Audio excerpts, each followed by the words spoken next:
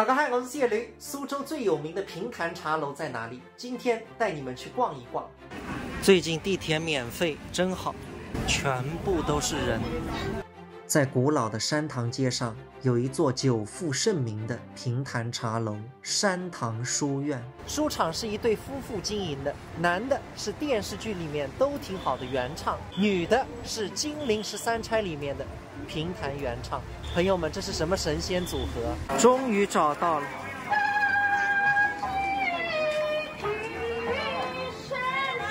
Later。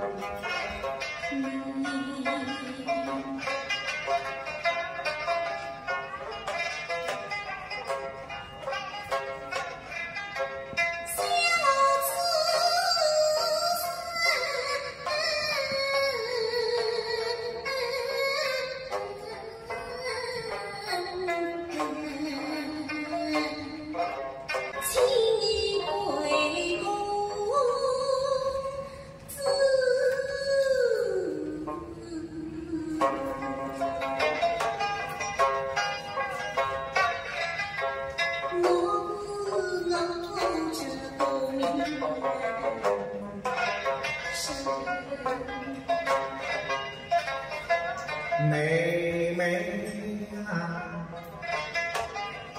你何必自己太轻？你是我心知心不是，我与你两人各一心，我劝你养心细养心，何苦自己把烦恼人？我劝你有些色彩都有谁？我劝你一生你天涯旅人，我劝你姊妹不能听，因为他们是假与是真。我劝你扎扎爱惜我一生，因为病中人再不忆梦啊魂。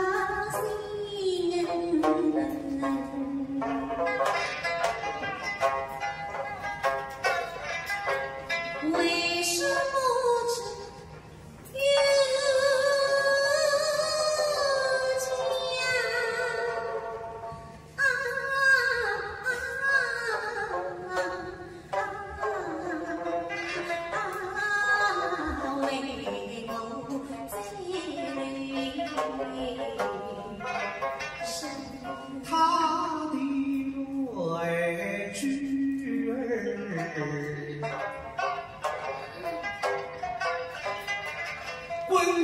滚绿布是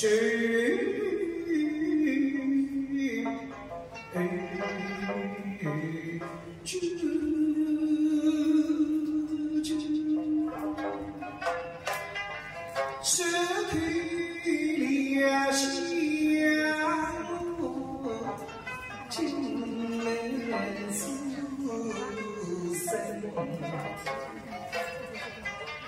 非命